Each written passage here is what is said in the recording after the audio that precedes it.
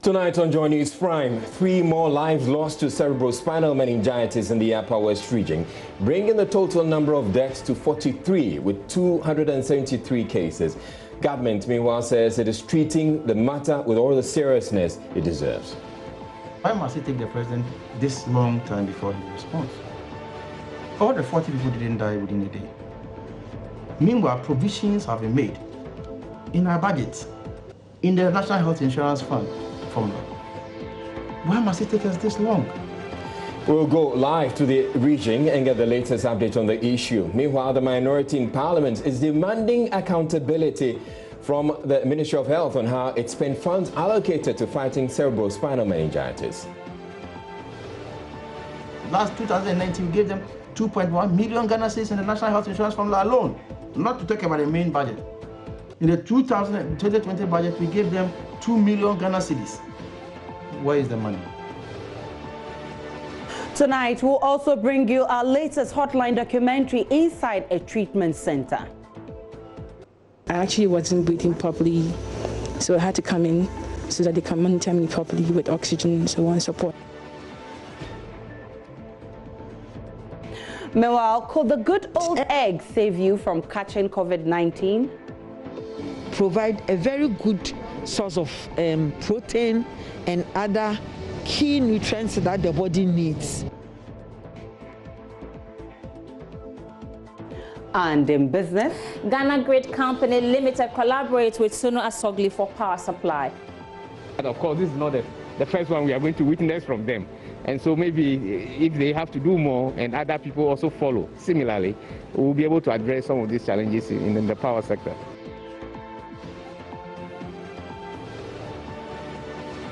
And later in the bulletin, we'll put a spotlight on students in rural communities unable to study online because they have no access to electricity, internet, and gadgets. That they are learning going on online and television. And I don't have television at the same time, I don't have phone. So like, it's very, very difficult for us to learn. I'm Israel Lai, anchoring from home, and remember, Joy News Prime is live on digital terrestrial TV because we're free to air.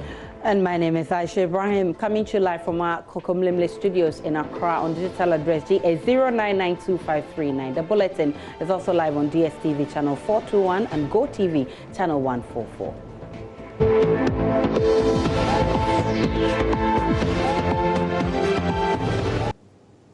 The Upper West region has recorded 3 more deaths from the outbreak of cerebrospinal meningitis, taking the death toll to 43 and 273 infections. Deputy Minister of Health, Dr. Okoboy, who is in the region to assess the situation, has meanwhile reiterated government's commitment to fighting the outbreak. Upper West Regional Minister Dr. Hafiz bin Saleh stated government is treating the issue with all seriousness, adding they're doing everything possible to bring it under control. The 2-day working visit to the Upper West region by Deputy Minister of Health, Dr. Okoboy, is to do a close review of the various strategies employed by the various districts and municipal public health epidemic management committees in the region to fighting the high number of fatalities on the cerebrospinal meningitis (CSM) and their preparedness to combating the COVID-19 pandemic. Whilst in the region, he is scheduled to meet major stakeholders in the health sector, including traditional and opinion leaders, and visit some centers where COVID-19 patients are being held. Dr. Okoboy's first point of call was at the Upper West Regional Coordinating Council, where he paid a courtesy call on the Upper West Regional Minister, Dr. Hafiz bin Saleh. In the case of COVID-19, we have recorded 8 cases, and all the 8 cases are doing very well. On the part of CSM, as of now, we have recorded 273 cases with 43 deaths, and this is not pleasant at all. Since the situation became unbearable, we have had cause to inform the Ministry of Health as well as Ghana Health Service, and they have not taken their eyes off the ball. In fact, the Director General, Ghana Health Service, a few weeks ago had to deploy the Director, Disease Control and Prevention Department of Ghana Health Service to the region. He came, assessed the situation, and has since presented his report to the Director General. Dr. Okoboy reiterated government's commitment to fighting the CSM epidemic and other infectious diseases in the country. He said the loss of 43 persons in the region through CSM cannot be allowed to continue. Government hasn't taken its eye off the ball when it comes to other health conditions. We are dealing with COVID-19, but we put equal importance on conditions like CSM. When you look at the WHO protocol, the case fatality rate that is accepted or more or less considered as normal is when it's less than 10%. But we know that over the past few months, when you look at the cases from the Upper West, we've gone to about 15 or so %.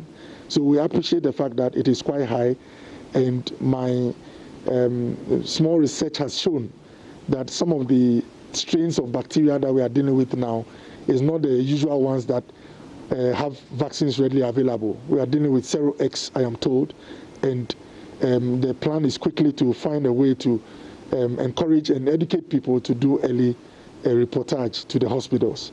I believe I'll get to know more as we interact with the stakeholders and the managers of the situation. Later at a meeting with the Upper West Regional Public Health Epidemic Committee, outgoing Upper West Regional Director of Health Services, Dr. Oseko Afrea, threw more light on the twisted municipal distribution of the CSM cases, stating that all confirmed cases have been treated and discharged, except 5 who are currently receiving treatment. So these are cumulatively the number of cases that we got. So if you take the 43 out of the 273, then obviously the rest are cases that have recovered and we have discharged them and they are living a healthy life. Exactly, because others have been treated and discharged. So if you go to Nadoli right now, they have just one case, who is an under 10-year-old child. You go to Jirapa, there's no case on the ward. You go to Nandom, they had 2 cases yesterday, and this morning they brought a 45-year-old presenting with signs. Reporting for Joy News, Rafik Salam.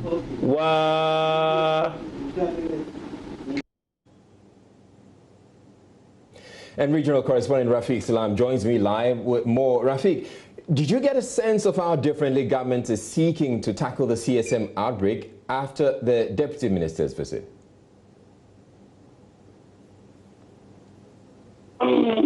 What transpired yesterday regarding the address that was made by President Akufo-Addo, because the people in the region felt that they were left behind because of the advent of the COVID-19 pandemic, because the feeling was that government has relegated the issues of CSM at the background.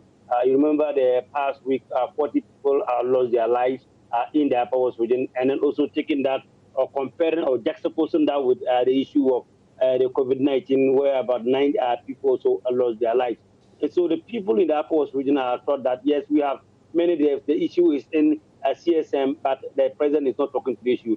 And so when the president made the pronouncement yesterday about reassuring them that government was committed to fighting the CSM and then other infectious disease, it was really pleasing to hear from the people of the Upper West region. And so today there was a lot of excitement when Dr. Bernard Oko came around and then he visited the Upper West region. He met the Upper West regional minister and also met the overlord of the Water traditional area. There was a lot of excitement that government really was serious in fighting the CSM menace in the region. Now, Rafik, which of these 2 health issues are residents of the region more concerned about, CSM or COVID-19? The people of the Upper West region are more concerned about CSM because when you take the statistics, 43 people died from CSM. And in the case of COVID, there have not been any deaths recorded in the region yet. The region only had 8 people confirmed positive to have the coronavirus. But in the case of CSM, 273 people have been confirmed to have the disease. And then also As I speak to you now, according to the Upper Hospital Director of Health Services, Dr. Sekofo Afrey, is saying that even the 273, about 258 has been treated and discharged. And so the people of Upper Hospital region are really worried about CSM more than COVID, because for them, they see CSM as more of a killer than COVID-19. All right, thank you very much. Regional correspondent, Upper West Regional correspondent Rafiq Salam. Moving on, the minority in Parliament is demanding accountability from the Ministry of Health on how it spent more than 4 million cedis disbursed since 2019 to fight cerebrospinal meningitis, which has now claimed 43 lives in the Upper West region.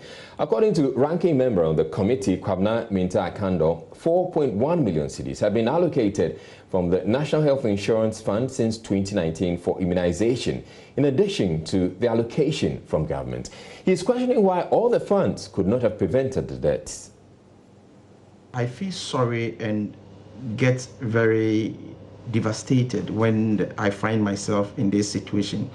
You know, just like we started during the COVID-19 era, calling on the president to give it the highest political consideration, and we were taken to the cleanest. Joseph, you and I have started conversation on CSM not today. Now we've lost 40 lives, more than 40 lives. Why must it take the president this long time before he responds?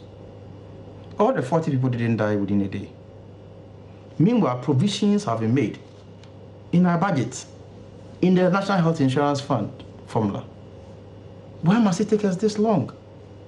I am sad that these are avoidable deaths. For me, we could have avoided them, we could have done. Well, I will not say that you can avoid completely without anybody dying, but we could have at least, immediately we saw the trend, we should have done mass immunization. And for the past 2-3 years, they have not done mass immunization. Meanwhile, every year, we have provisions for them. So where does the budgetary allocation go? Well, is that the money doesn't get released eventually? Well, you have to ask the executive, because as far as we are concerned, they get here and we approve it for them. And I can show you samples of those things, especially in the formula, CSM. Last 2019, we gave them 2.1 million Ghana cedis in the National Health Insurance Formula alone, not to talk about the main budget. In the 2020 budget, we gave them 2 million Ghana cedis. Where is the money? So, you see, when it gets to this level and government pretends as though they care for the people, it pains me. You don't wait till things get out of hand before, when people have lost their loved ones, when we are talking and people don't listen.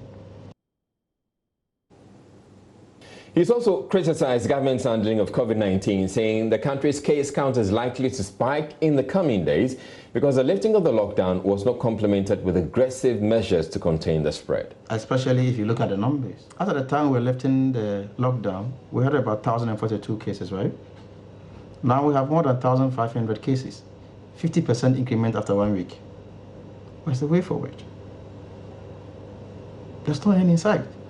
For it's a lost battle, and that the cases will continue. I would not want up. to create any fear and panic in the system to suggest that it's a lost battle, but I believe that the president is not listening to wise counseling.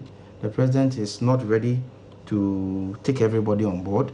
The president is not putting public health science at the front burner.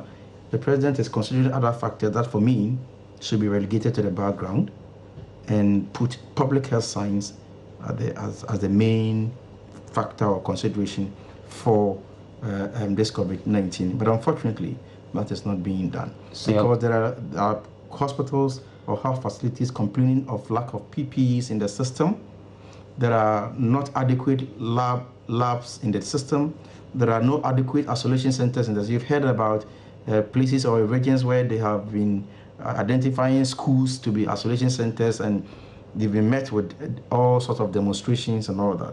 And so I believe that this is where we should be. And then education on the ground. Yes, I agree that they've been engaging the people on television and on radio. But if you go to the grassroots, the people down there, to what extent have they been educated?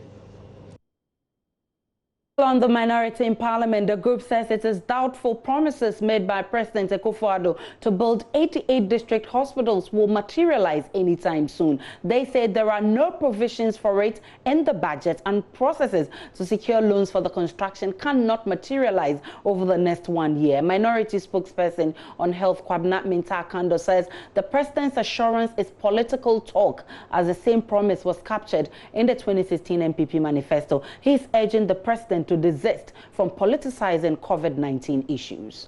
The construction of 88 hospitals has nothing to do with COVID-19. I don't think you want to, imply that COVID-19 is going to linger on for additional 1 year. You know, at this point in time, what I have realized is that His Excellency the President is hiding behind COVID-19 update to do general campaign, because he has realized that he hasn't gotten the opportunity to go to the field and campaign. And so that's exactly what he's doing, because if you refer to the page 33 of their 2016 manifesto, they indicated saying that they were going to upgrade all district hospitals, and where there is none, build one. Unfortunately, 3.5 years is gone, and they have not done such a thing. And so we think that if you tell me you are going to use 1 year to construct 88 hospitals, it must be subjected to scrutiny. It's not going to be business as usual, just like before 2016 that they could say anything and then go scot-free. Now he's a president, so people are assessing based on what he has done. But my worry is that he's pushing all of us into the partisan political arena to start discussing issues like that, whilst we are not done with discussions on COVID-19. Do you think it's a realistic plan to build up to 88 district hospitals over the next year or so, as the president has promised? Are there adequate provisions for I have my own challenges. I have in my hands the 2020 budget. There's absolutely no provision for that 88 hospitals in the 2020 budget. Mr. Akando is also urging the president to rather focus on completing health infrastructure projects started by former President Mahama. What you do is that you have come to inherit a lot of uncompleted projects in the country. The projects are not properties of His Excellency the former president. It's for the good people of this country. We have a crisis at hand. And therefore what you do is to complete those projects. Okay? You to complete those projects and put them, operationalize them, put them to full use. Then you think of adding more, because we need more. Okay? The former regime attempted to give not less than 6,000 beds, add 6,000 beds. You know, now the president's advisor on health is saying that we are looking at about 15,000 people, perishing as a result of COVID-19. If you ask yourself, how many beds do we have in this country? So to come in this bulletin, we'll put a spotlight on students in rural communities unable to study online because they have no access to electricity, internet, and gadgets. I've heard that they are learning going on online in television, and I don't have television at the same time I don't have phone. So it's very, very difficult for us to learn. There is more when we return on Joy News Prime.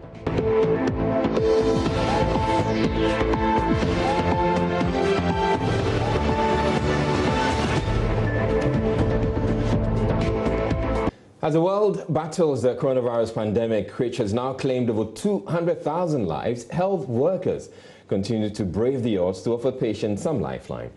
This hasn't been an easy road, though, as more than 10,000 of them have been infected in the process. As we build up to the broadcast of our latest documentary, Inside a Treatment Center, which airs tonight after this bulletin, Komla Dom puts the spotlight on life on the front line, featuring two doctors at the University of Ghana Medical Center who are giving it all up to offer medical care to persons with coronavirus at the facility. I have one colleague who, as we say in Chiinga, it's not meningitis, so Dr. Susan Siabi, but she makes sure that I do the right thing. Sometimes I forget I'm going to hug someone and said, I'm a social distance and all this, or I'm a, you look at it. We look out for each other. I meet Dr. Emmanuel Amoa and Dr. Ama Edwin, who are directly offering care to some of the patients in this facility. These doctors and nurses do not just walk in and out of a treatment facility. You have to plan the care. What exactly are we going to do in there? So that when you go in with, let's say, a doctor and a nurse, you'll finish all that has to be done for the patients before you come out. We have some of our patients here who are willing to talk to you. These two patients are doing well. And how are you doing? I'm doing better. Yeah, sure, everything is going well and we are under the treatment and we are getting better. I actually wasn't breathing properly, so I had to come in so that they can monitor me properly with oxygen and so on, support. It's been several hours of working around the clock and sometimes on shift basis to offer care to those still here after some 18 others were treated and discharged.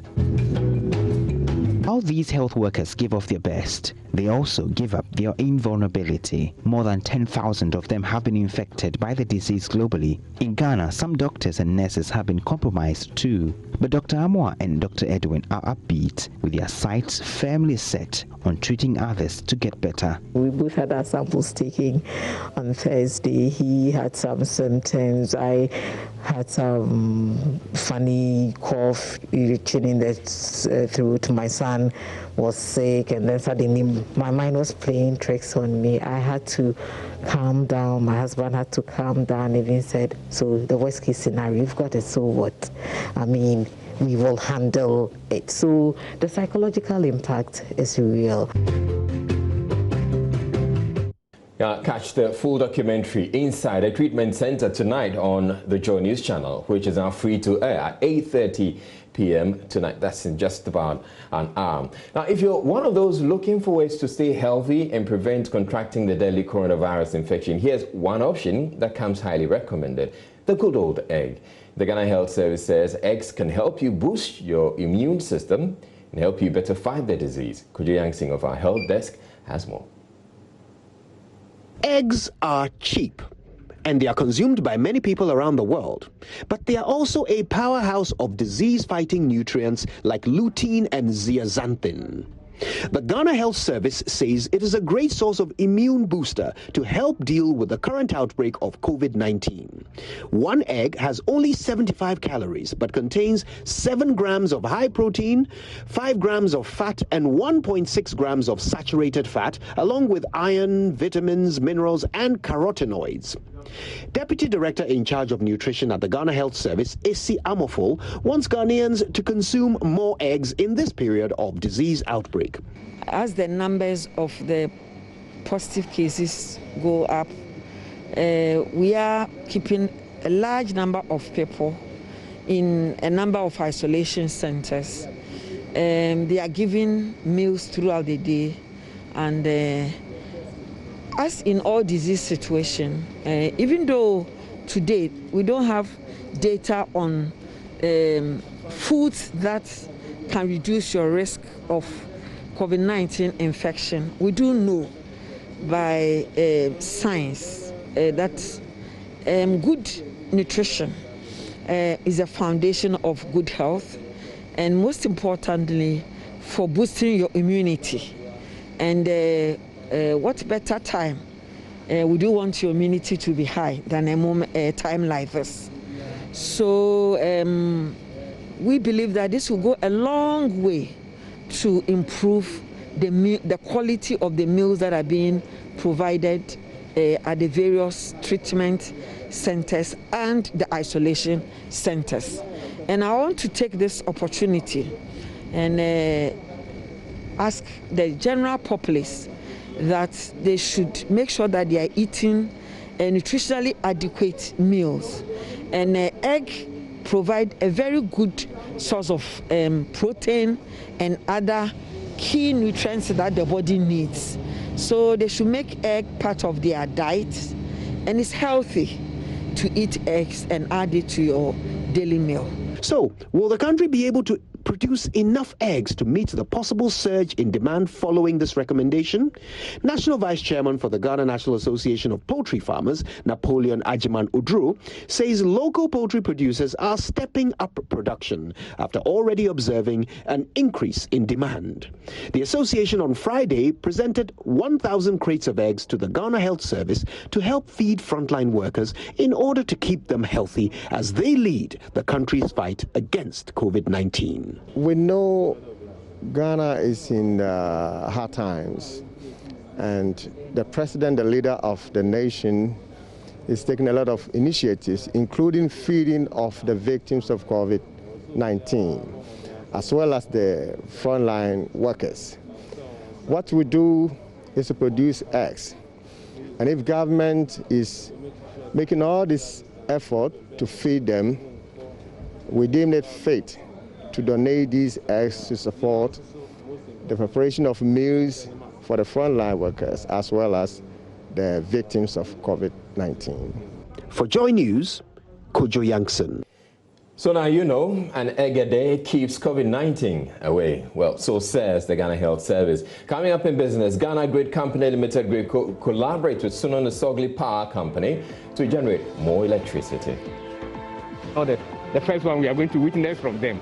And so maybe if they have to do more and other people also follow, similarly, we'll be able to address some of these challenges in the power sector. Stay tuned in. We'll be back in a bit.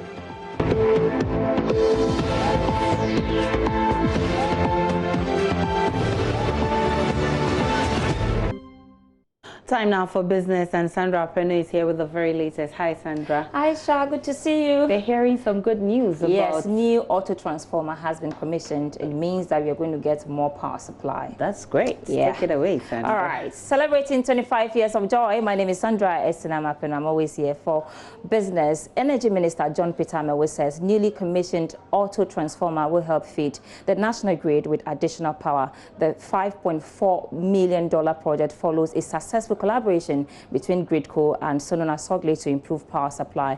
Prior to the execution of the project, the parties in the sector were experiencing challenges. The minister disclosed this after commissioning the auto transformer for Suno Nosogli at Pong. There's more in the following report.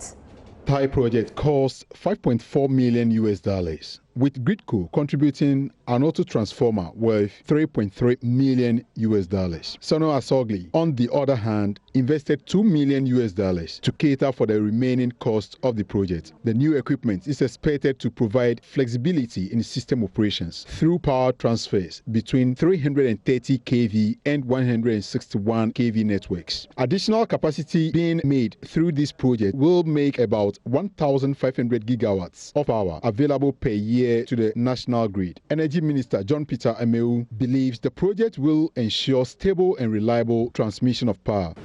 The point we raised about the ECG and then NEDCO trying to work on some of the obsolete equipment. For instance, ECG over the period, you've noticed some intermittent power supply. It's all as a result of some of this obsolete equipment. His Excellency has directed that we lump all this in together and then see how we can quickly bring them back to life, by changing some of this equipment. Some of them have been for years, 20 years, 15 years, and have not been done. Some have limitations, just as Gridco, trying to expand on its facility. So I think going forward, with this beautiful collaboration that we've seen between Suno Nosogli and then Gridco, if we begin to expand on such understanding, I think that, of course, this is not the first one we are going to witness from them. And so maybe if they have to do more and other people also follow, similarly, we'll be able to address some of these challenges in the power sector. Chairman of Suno Nosogli, Yank Khan, says the company will continue to support efforts in ensuring stable power in Ghana and beyond. Suno Nosogli, as we all know, is the first and the largest independent power producer in Ghana. We started as a 200 megawatts power plant in 2010. And in 2016, we put into operation the second phase of the power plant with a capacity of 360 megawatts, making a total 560 megawatts. We came in with $1 billion investment to help with the power crisis Ghana was facing at the time. Development economist at the Kwame Nkrumah University of Science and Technology, Dr. Osei Ofosu Anthony Kofi, says government must seek parliamentary approval to give out credit controls. He observed the financial sector will be the hardest hit by COVID-19. Dr. Osei Ofosu Anthony Kofi, who is also the board president of Think Smart Foundation, has therefore called on government to reduce the capital adequacy ratio to support such businesses. So after government lifted the 3 weeks lockdown, businesses will begin producing for the market. But this will not be very easy for them because experts say that most of them might have tempered with their working capital in this difficult period. The board president of the Think Smart Africa Foundation, for instance, is suggesting that government recapitalize businesses in this difficult time. He is suggesting that the government should come out with credit controls and guarantees. We have a high informal sector. Now, people need recapitalization. By recapitalization, they have exhausted their working capital. Some of them might have used part of their working capital to pay their workers, and now they need money. How do they get a recapitalization? There are two ways. If you want to go private, they should be able to get a loan from maybe financial institutions. Now, government could maybe guarantee, credit what? Guarantee. Or, you see, some years back, before the financial sector liberalization, there were controls and they were directive. I think in this dispensation, government should get the power from maybe legislative instrument from the parliament to be able to come out with some credit controls and directive. In other news tonight, Guta is seeking a 3-week moratorium to clear goods at the country's seaports. More on that plus more in the business news summary. Samuel Bediako Asante is asking the Bank of Ghana to reconsider its directive for banks not to pay dividends to shareholders. He said BOJ's directive would create a vicious cycle within the economy and make investments in the country a no-go area, taking into account how so many citizens have lost their investments to the collapsed financial institutions post the financial sector cleanup.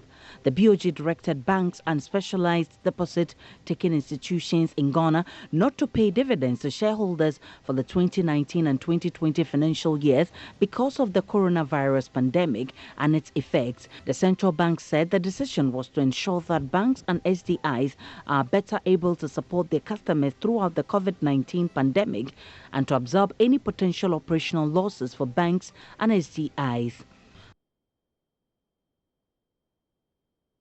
And that will be all for business for now. My name is Sandra Esinamap, and I'm surely back after 8 p.m. with more business news updates.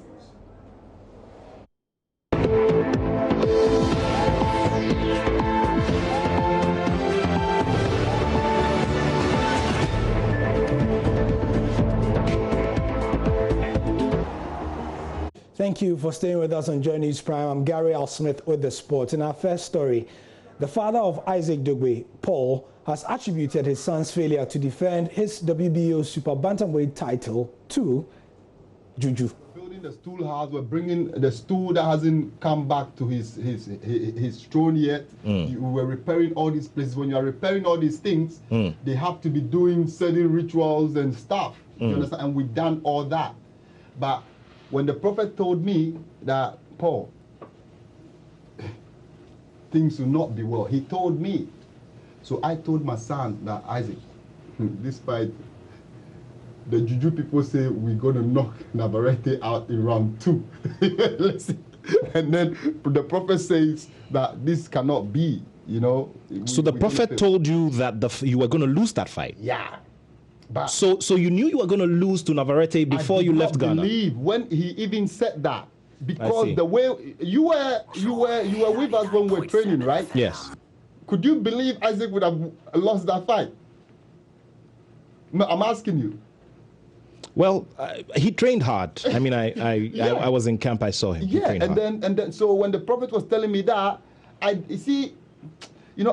had doubts. You know, at that time I didn't know what came over me. You know, because I knew, and people too were telling me, no, you're doing your family thing. This is an ancestral thing. So just go ahead and just you know, repair the palace, repair the stuff. But then I just didn't know. I was just like, consumed in that. Very well. You were consumed. That's fine. So you went in, you lost the first one. Yeah. And then did you learn your lesson? Did you stop? I didn't. You didn't. Why? They said I done, those people in my family have said I done something wrong. So they have to correct it. You know, so, and at that time, I did not, like, the place wasn't finished. I reached the linting level. You know, so I was continuing. So as I was continuing the place, they came back and said, oh, you know, this time, round 4, we're going to knock him out. Wow. Anyway, the former WBO super bantamweight champion himself, Isaac, is relishing a third shot against reigning champion Emmanuel Navarrete. The Ghanaian lost twice to the Mexican last year. Dugbe is eager to reclaim his belt and is unfazed about a third installment. He was speaking to Nathaniel Atto on Saturday's Sports Link on Joy FM. Navarrete Dugbe fight number 3, part 3, is very possible because I mean, the best fighter he's fought to date. All the people that he's fought, he's either dispatched of them. You know, those people are not at my caliber. You know, so it's different. Just say styles make fight, but then at the same time, there are people. The true boxing fans know what I bring to the table and what the others also do bring to the table. So a third fight is really possible. And I mean, though it's not going to be at the 122, I know, and I always have at the back of my mind that we'll definitely meet again, you know, in the upper weight divisions. And not just him, or the other people. Another person that I thought that will definitely meet again is also with Jesse Magdaleno, because he's also moved up to 126. Navarrete is also looking to move to 126. And, I mean, so it's all possible. You know, I mean, I'm excited about it. I was supposed to fight in May. It didn't come on. I was supposed to fight in April, and they postponed it to May. And now, you know, with the virus going around, all we can do is just brace ourselves for when. That's it for the sport. As usual, on Mondays, we have just one session. So let's do this again tomorrow. I'm Gary Al Smith. Thank you for your time. Entertainment is next.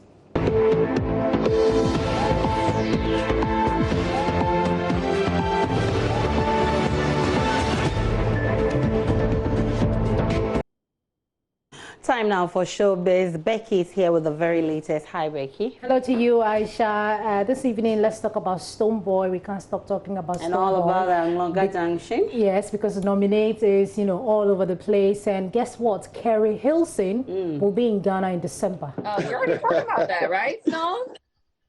Yeah, so they need an answer. Can you come? Yes. It's a simple yes or no. Yeah. So it's a yes, right? Yeah. Big yes. All right. Yes.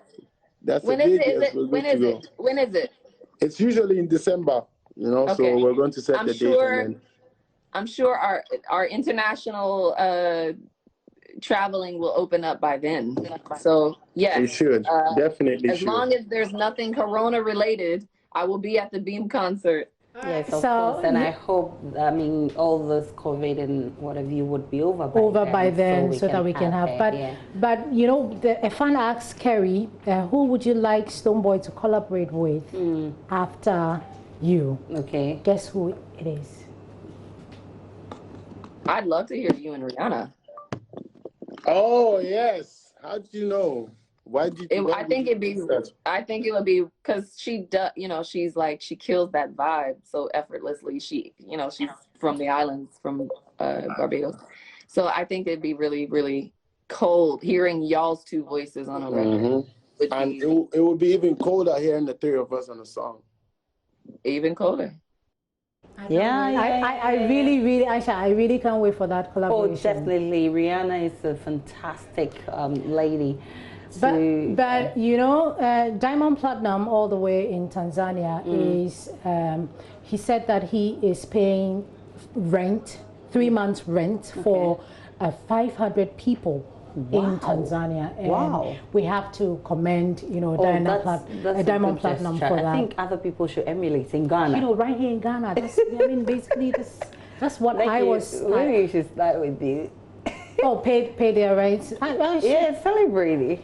Oh, so that they can pay. I pay somebody's rent. Yes, please. Oh no, don't say that. So Diamond Platinum, who is rocking the airwaves with his single Jeje, wrote on his Instagram page that, quote, "I pretty much know the countless life circumstances have changed, especially in business, as many businesses are down, hence rendering to financial difficulties and life becoming a little bit tough to many of us. On Monday, I shall announce the procedure on how these 500 families shall receive house rent."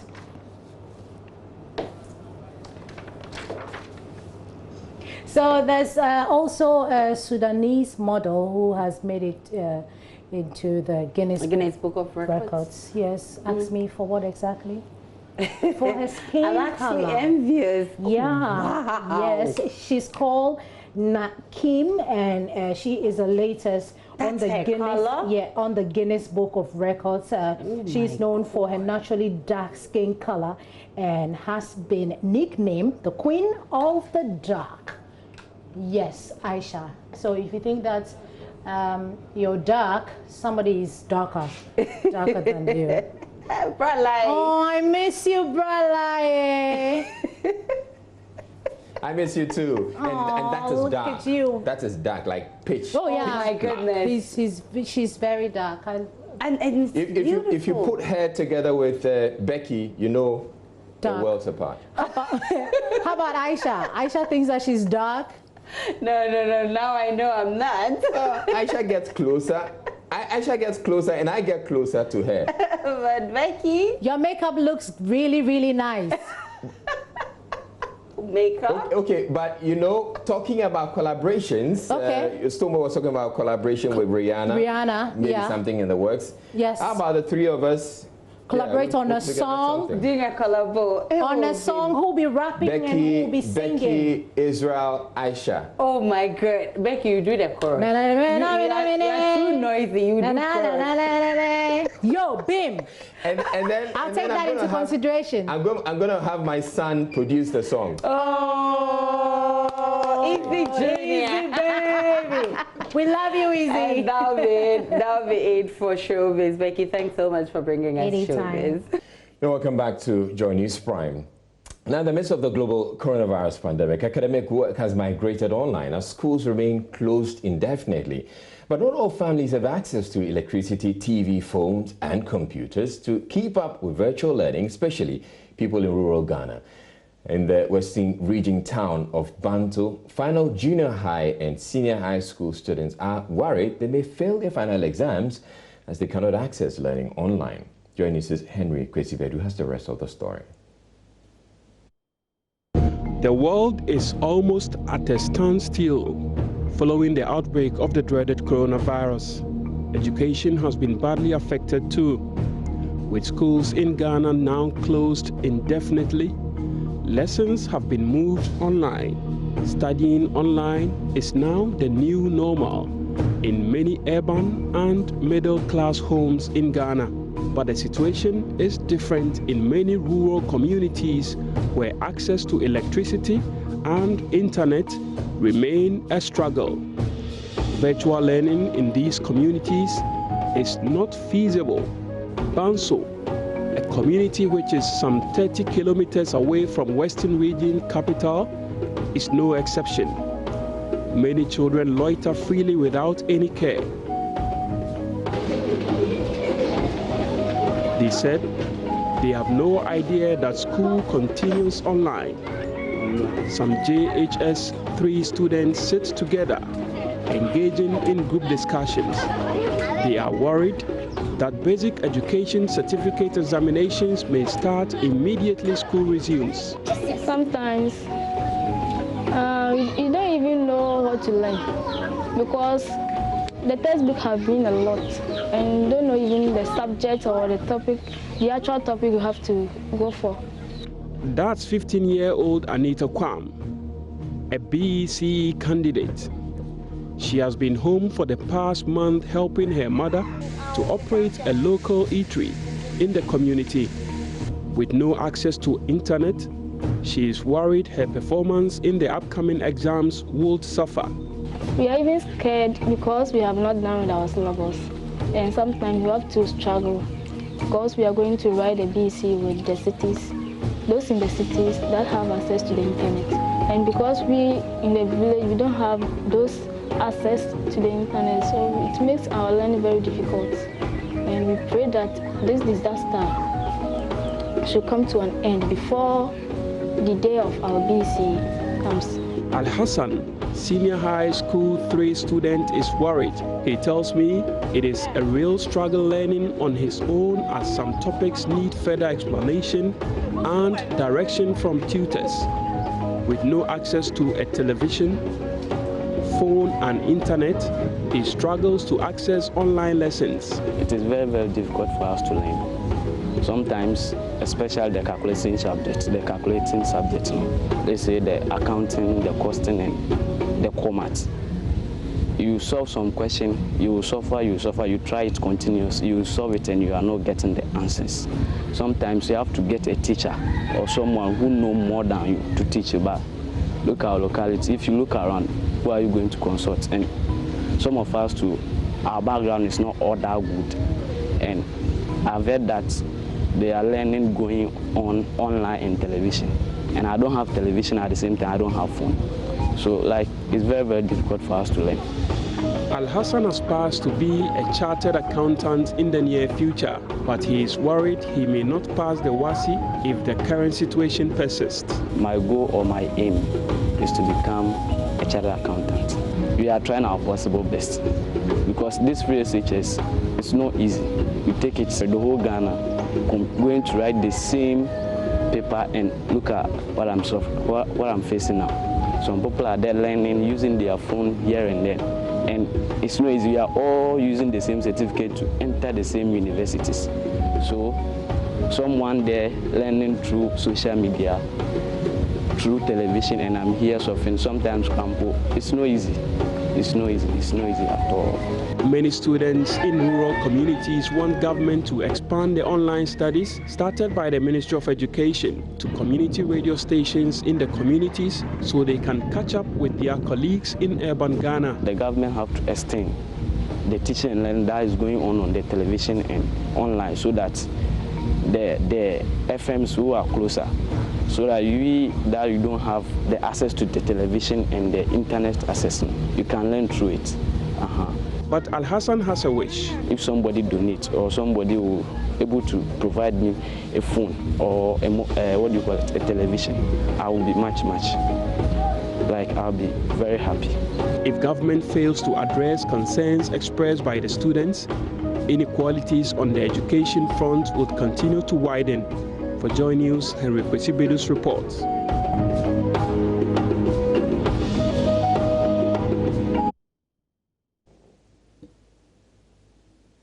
Elsewhere, some basic school students at Abuaso in the Ashanti region say they are unable to take advantage of available online learning platforms.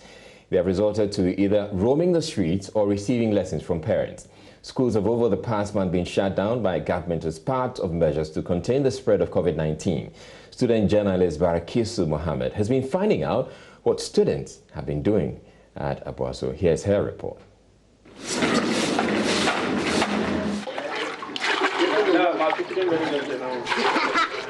At Abuaso in the Ashanti region, I met Asmao, a parent. Her home chores begin just after Islamic dawn prayers. She sweeps, fetches water and washes clothes. She supervises her children to take their bath and have breakfast. The missing link, however, is they are not going to school, and she has little to offer them by way of teaching.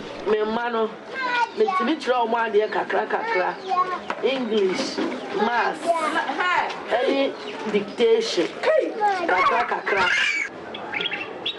The daily routine for children now is jumping from one playground to the other. It has been the case since the president ordered closure of all schools indefinitely to prevent spread of the coronavirus.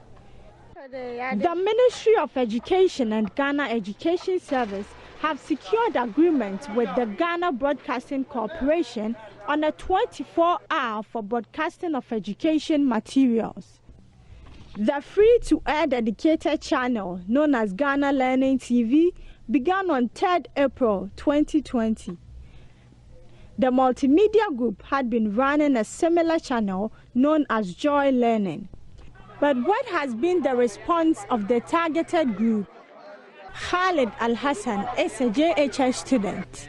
What I've been taught in school, I don't know anything about TV learning. Farida is an SHS student. I've heard about learning TV, but I haven't watched before. I have a clue about it. People's teacher, Satar Sibawe, though loves the idea, he thinks it's not enough. What about the basic, the basic pupils or the basic ones? You know, you and I know the foundation is the most important thing. When you are climbing an education ladder, the foundation is very important. So people who are in JHS and then primary also need equally as what the SHS people need. Senior high schools due to sit for the Basic Education Certificate Examination and West African Senior Secondary Certificate Examination respectively remains in limbo.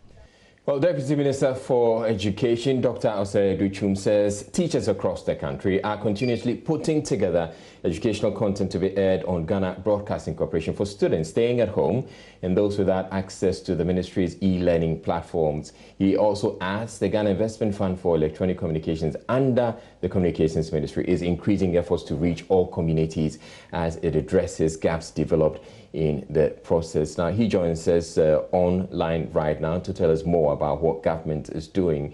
How much effort has been made to reach people in these communities we are talking about here?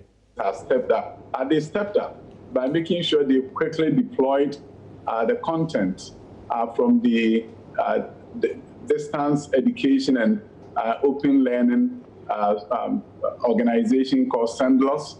And they were able to use the content from there immediately in partnership with GTV to begin to ensure that the students will have access to top-of-the-line content. In fact, lab activities and others have been prepared by Sendlos, and these are made available not just on TV, but also, aside from the TV, is the iCampus, where there are more activities for students to work on. As I speak with you, our teachers have been recruited across the country, and they are quickly putting content together that can be deployed on GTV so that students can have access to it. That GIFEC and Minister Honorable Osla also Kufo is doing some good things. I mean, there are a number of communities that have been given access to the internet, and also computers have been given to a number of schools. But, you know, nobody prepared themselves for this eventuality that we are dealing with. And of course, some things may go very well, others may not be. That is not to say that we should not strive to do a better job. I think what this has done, as the president said in his last speech, talking about the gaps that we've seen in healthcare, we're also seeing the gaps in education through connectivity. And these are things that we are doing everything possible and will continue to do to make sure that technology will be utilized for the benefit of all, irrespective of where they live and their location in this country. What are we going? All right, so that was the Deputy Minister of Education, Dr. Osei Edu-Chum. But now we're going to speak with the interim chairman of the Ghana National Education Campaign Coalition, Joseph Homaji, who joins us online now. Now, you're concerned about the students in rural communities who do not have access to online learning. Have you been engaging government on this? And what do you make of efforts being done by, put in place by government so far? Yeah, thank you very much for the opportunity. We want to commend the Ministry of Education, for that matter, Ghana Education Service, for organizing the learning program on the TV for SHS students. However, we still have the concern is that the children in the rural areas may not be benefiting from this program. So you will see clearly there is an issue of inequity here. There's no equity here because the children in the rural areas, who are the vulnerable children in the rural areas, most of them don't have access to TV. Number two, they don't have iPhones.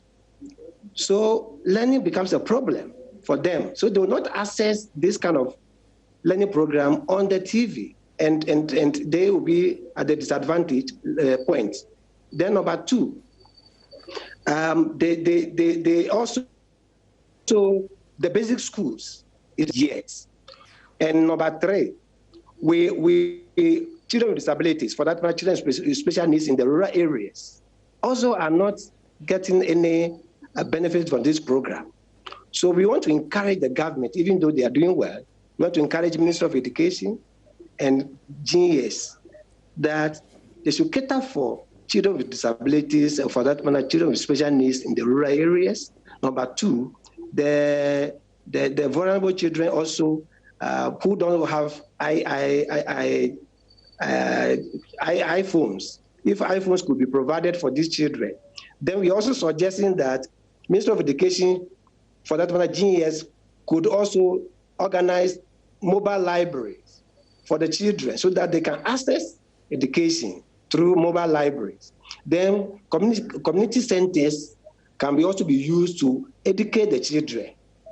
Community radios can also be used, because if you don't use radios, as for the community, some of them, we have community centers, so they can use radios, community radios to educate the children, to encourage them. Then we can also talk to the parents. Some parents will involve the children by giving them some learning process in the rural areas, so that these children will not be roaming about, like we have heard from the children expressing their sentiments already. My organization, that's a coalition, GNEC, we are taking some initiative. Very soon, by close of this week or next week, we'll roll it out for children with disabilities. We have been getting some funds from... All right, thank you very much. That's Joseph Omachi. Unfortunately, he would have to, that's all the time we have for that. He's the interim chairman of the Ghana National Education Campaign Coalition. Over to you, Aisha, now. And away from education, National Chief Imam Sheikh Usman Nuhu Shaributu has called on the Muslim population in Ghana to be steadfast as they begin fasting, one of the pillars of the religion in the midst of the COVID-19 pandemic. The Chief Imam has also prayed to God to heal the world by lifting the affliction of the dreaded virus. Latif Idris has more. We pray to Almighty Allah to lift this COVID-19 pandemic from the surface of the earth and save the world, the affliction it is currently going through.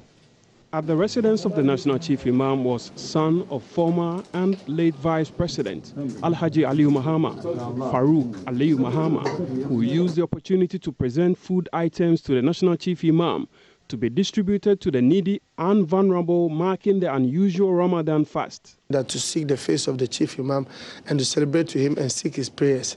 I came here with 50 bags of sugar, 50, because we are in the Ramadan season, 50 boxes of water, and also I brought some milk and Milo to give to the Chief Imam, to give to the needy but needy in society who will need this. The National Chief Imam reminded Muslims to observe the social distancing protocols to prevent the spread of the virus. Also live on Joy News Prime, there is more when we return from this break.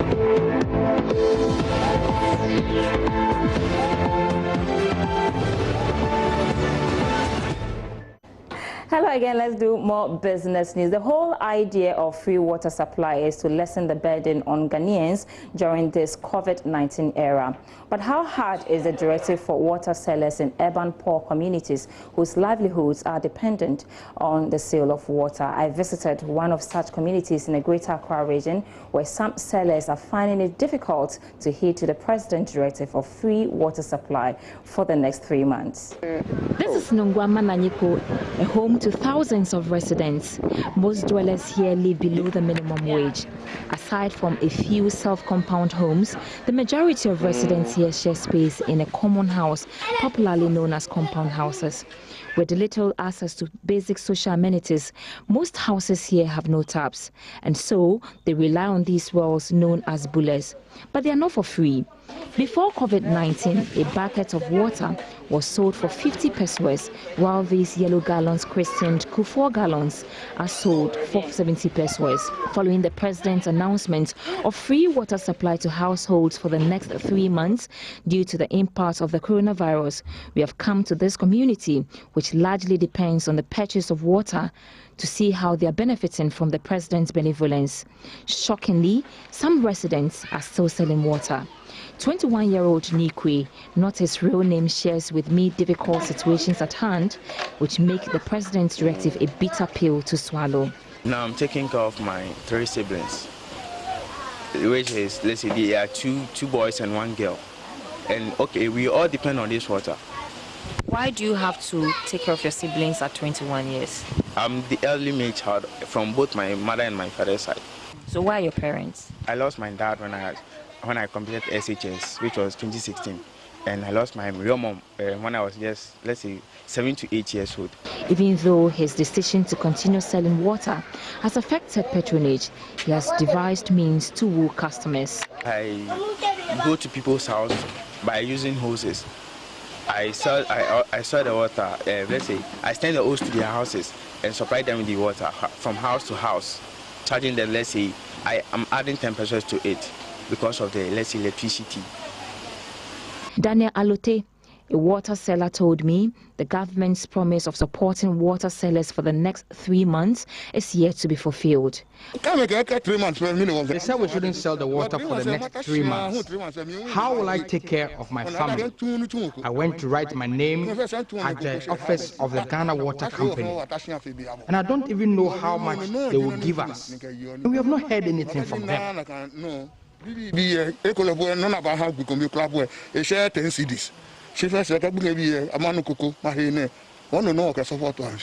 a result, they have strategically opened their wells to the community. Gallon 50 pesos, or 30 pesos. Gallon come.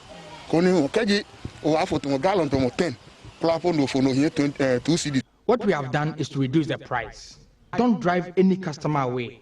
If they say they don't have money, I can't also give the water to them for free, because I also have to pay for electricity bills.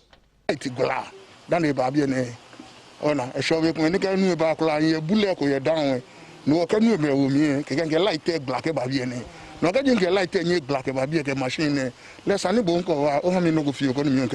residents, they're either made to pay a token or limit the number of trips. They don't tell me that I should never come again, but they always say that it's okay, I'm fetching it too much.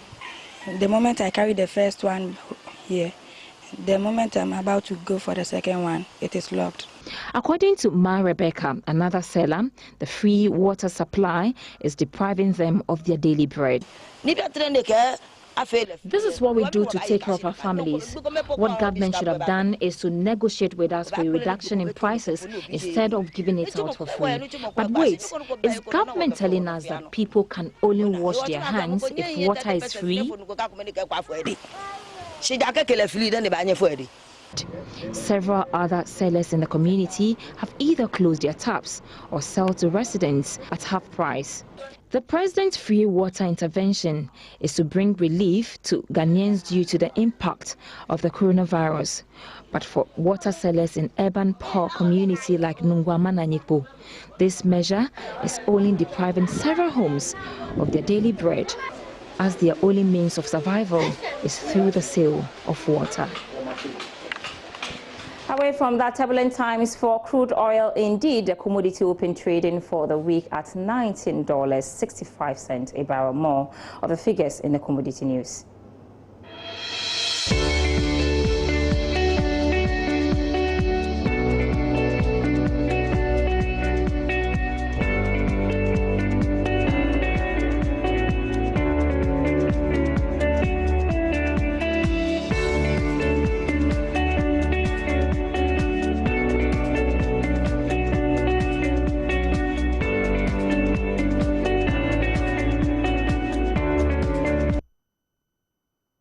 for Business Tonight with me, Sandra Esinamap, and you can get more news on our website, myjoyonline.com/business. And Aisha is standing by to wrap up the bulletin for tonight. And that'll be it for the bulletin tonight. Many thanks for watching. I've been doing this with Israelite. My name is Aisha Ibrahim. All right, and thank you very much for watching. You have a good night. Up next, we bring you our documentary.